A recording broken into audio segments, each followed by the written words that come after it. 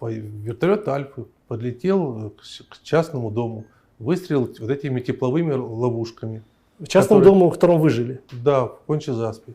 Выстрел тепловыми ловушками, которые вот для увода ракеты, они имеют очень высокую температуру, чтобы ракеты, которые летят на вертолет, могли не в вертолет летели, а летели на ловушки.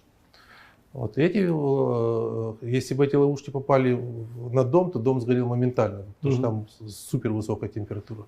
Но они попали на территорию, сгорели кусты, попали в воду. Но это вот было просто перед домом. Это небольшой участок, это не гектары, там 20 соток, то есть это вот прямо вот тут.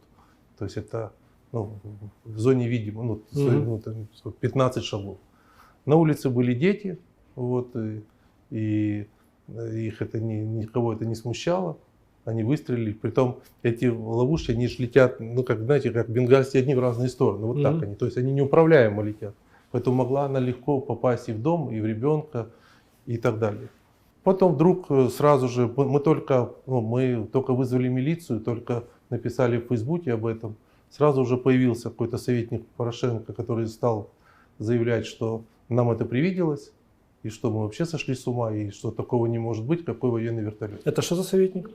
Бирюков. Да. Это известный, как это, координатор ботафермы Порошенко. Да, то есть такое чувство, что он заранее знал и ждал. Разумеется, он потом и не извинился. Вот, хотя это должен был бы, если по-человечески, если как по-мужски, должен был бы. Мы нашли этот вертолет, мы запросили космическое агентство, а все полеты по всей планете, они все фиксируются. Поэтому мы нашли этот борт. Вот, он должен был лететь из Борисполя на полигон. Там 5 раз он слетал. И 1 раз на полпути остановился, подлетел к нашему дому, выстрелил и вернулся. Эти все распечатки у нас были. Мы подали в прокуратуру, стали требовать возбуждения уголовного дела. Вот, и ко мне сразу приехали люди, которые были в вертолете, альфовцы, и какой-то замначальника СБУ.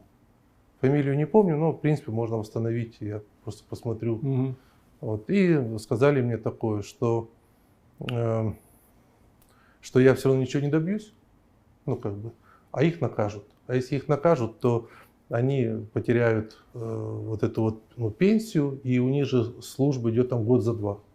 Вот, а они боевые офицеры, и в общем-то я попросили меня пойти навстречу, забрать заявление.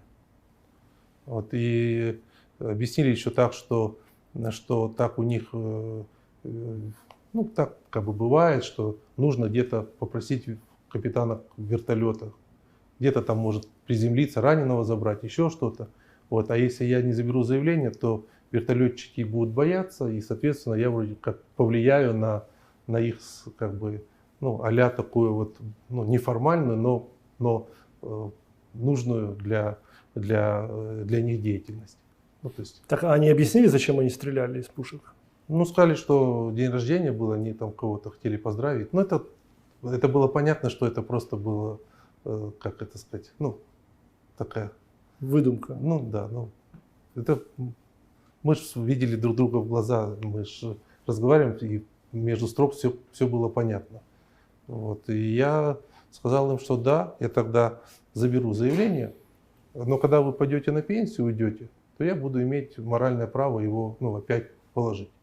В надежде на то, что если, может быть, ребята в какой-то другой момент тоже пойдут мне навстречу и скажут, кто им дал эту команду. То есть как это